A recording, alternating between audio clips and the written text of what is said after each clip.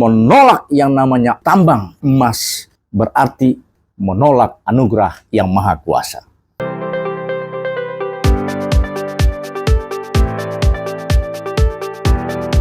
Baik, saya banyak mendapat telepon, termasuk chat-chat dari berbagai pihak, khususnya masyarakat itu sendiri, baik yang masyarakat pro maupun masyarakat yang dengan viralnya surat pengusulan Bupati terkait perubahan wilayah pertambangan. Cukup ramai menjadi perdebatan dan gunjingan, bahkan bulian dari masyarakat. Yang pertama saya perlu sampaikan, dalam pandangan saya, tambang itu bukan perkara yang haram. Saya ulangi, tambang, ikan, nikel, dan semua Allah siapkan, semua yang Allah ciptakan, baik di atas bumi maupun di dalam perut bumi ini, menurut saya itu adalah rahmat dan anugerah dari Allah Subhanahu wa Ta'ala. Jadi, ketika kita bicara rahmatnya yang maha kuasa, rahmatnya Tuhan, rahmatnya Allah, apakah itu ikan di laut, apakah itu nikel di dalam perut bumi, apakah itu tambang yang di dalam perut bumi, semua itu statusnya sama. Sama kita ketika menganalisa, apa sih tujuannya ikan? Allah ciptakan ikan itu untuk apa sih sebenarnya? Apakah tujuan Allah menciptakan ikan itu hanya semata-mata untuk sebagai hiasan laut? Apakah Allah ciptakan ikan di laut itu hanya semata-mata untuk menjadi isi laut? Atau ada manfaatnya Allah berikan kepada kita? Atau Allah sengaja ciptakan untuk kemaslahatan, untuk kesejahteraan, untuk kebaikan manusia? Tentu pertanyaan itu sama. Tidak ada bedanya dengan nikel dan emas di dalam perut bumi. Tidak ada bedanya, statusnya sama. Kedua-duanya adalah anugerah. Ikan dipersilakan ambil, tentu dengan ketentuan-ketentuannya. Tidak seenak-enaknya mengambil apa yang ada di dalam perutnya laut. Tentu ada batasan-batasan, ada tata cara yang dibuat pemerintah agar tidak terjadi kerusakan lingkungan di dalam laut itu sendiri. Demikian pula tambang, demikian pula nikel. Muncul pertanyaan. Pertanyaannya, apakah emas Allah siapkan, Allah berikan dalam setiap wilayah? Apakah emas yang Allah berikan pada daerah-daerah atau lokasi-lokasi tertentu itu tidak punya tujuan? Sekarang kita tanya, apa tujuan Allah? Apa tujuan Allah menciptakan emas itu, menyelipkan emas itu di dalam perut bumi? Dan kenapa tidak semua? Kenapa tidak semua lokasi ada emas di dalamnya?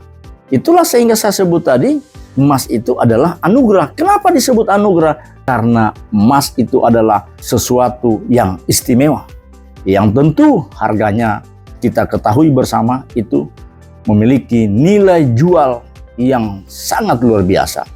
Kalau kita berpikir secara rasional, tidak mungkin Allah menciptakan, memberikan emas pada satu titik lokasi tanah itu yang tujuannya untuk merekatkan, untuk memperkokoh tanah tersebut.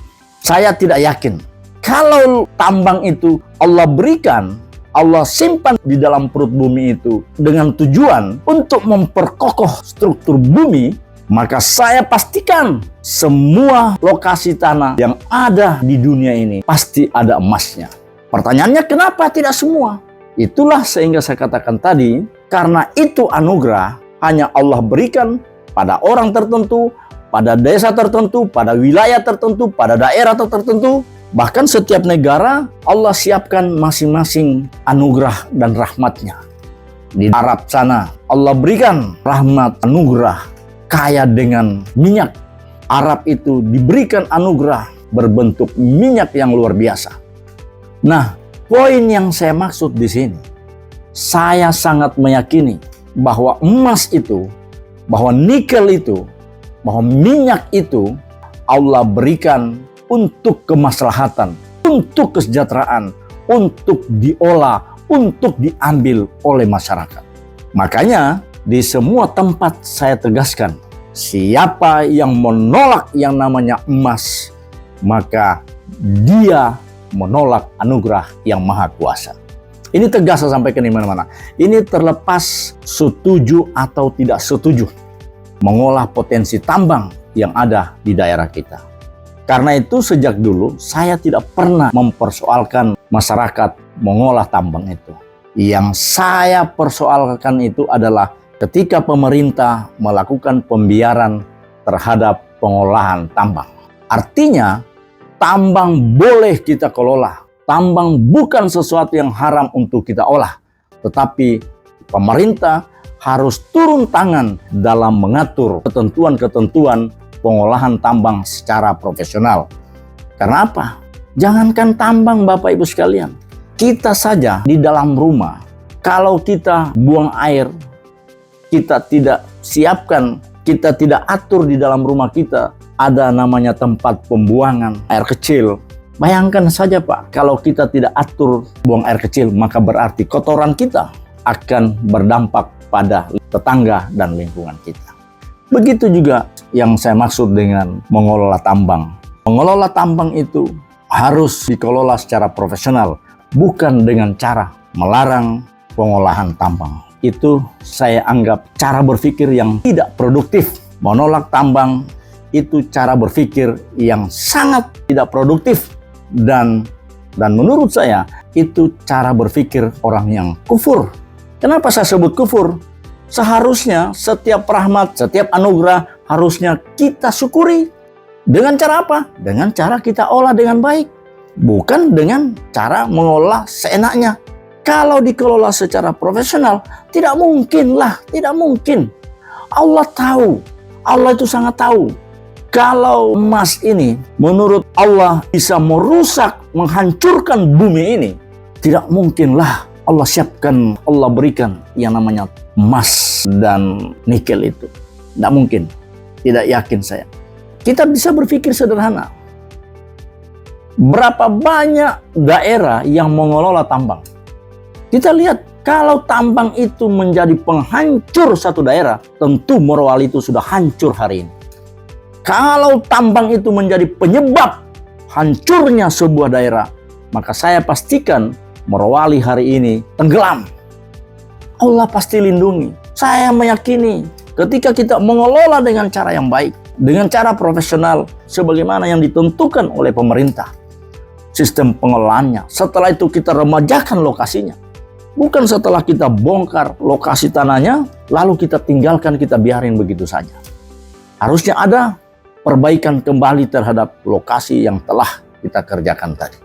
Itulah pentingnya pengelolaan tambang itu tidak boleh lepas dari pantauan pemerintah itu sendiri. Tadi banyak saya lihat di media sosial, rata-rata menghujat yang namanya tambang. Rata-rata semua menyatakan tolak yang namanya tambang. Saya ulangi dalam pandangan saya. Menolak tambang berarti itu cara berpikir yang kufur. Kenapa menolak tambang itu cara berpikir yang kufur? Karena tambang itu adalah anugerah. Tambang itu adalah rahmat dari Allah Subhanahu wa Ta'ala. Saya melihat cara berpikirnya, asal diolah tambang, tenggelam itu daerah. Asal olah tambang, mandi lumpur itu daerah. Ya, nggak bisa cara berpikir begitu, saudaraku. Ada yang mengatakan tambang itu hanya dimanfaatkan segelintir orang. Cara berpikir yang sangat sempit. Berpikirnya sadar nggak? Paham nggak sistem perputaran uang di suatu daerah itu? Tahu nggak? Ketika sebagian masyarakat mengelola tambang ini, rezekinya lancar. Kalau satu bulan misalnya, dalam satu titik itu menghasilkan 10 miliar. Bapak ngerti nggak? Dalam satu bulan berarti ada 10 miliar uang mengalir di daerah itu. Melalui siapa? Melalui mereka yang bekerja tadi. Melalui mereka yang mengelola tambang tadi. Bapak pikir itu uang mereka tidak belanja? Pasti. Dengan berputarnya uang 10 miliar dalam satu bulan, dalam satu titik tadi, itu akan meningkat belanja-belanja rakyat. Penjual ikan, laku ikannya. Para tukang batu, tukang kayu, tukang rumah, semua akan dapat pekerjaannya. Kenapa? Karena ada masyarakat kita yang memiliki dana. Tentu dia perbaiki rumahnya. tentu para pekerja tadi, para pelaku usaha tambang tadi akan memperbaiki rumahnya. Pasti dia butuh para tukang, pasti dia bisa beli ikan. Sembako pasti lancar jual belinya. Itu yang saya maksud tadi, bahwa tambang itu tidak hanya berdampak kepada segelintir orang. Artinya ketika para pelaku usaha tambang ini, masyarakat yang bergerak di tambang ini, rezekinya mereka lancar, rezekinya mereka banyak, hingga 1 bulan kita katakan menghasilkan 1 miliar dalam 1 titik. Tentu di daerah itu, di titik itu beredar uang 1 miliar dalam 1 bulan. Dampak positif yang lain apa? Dengan terbukanya titik-titik tambang yang profesional, daerah memiliki pemasukan dari PAD-nya. Dengan berjalannya titik-titik tambang yang dikelola secara profesional, maka saya pastikan pengangguran di daerah ini akan semakin hilang. Kenapa? Karena semakin banyak lapangan kerja terbuka, semakin mengurangi bahkan menghilangkan pengangguran di suatu daerah.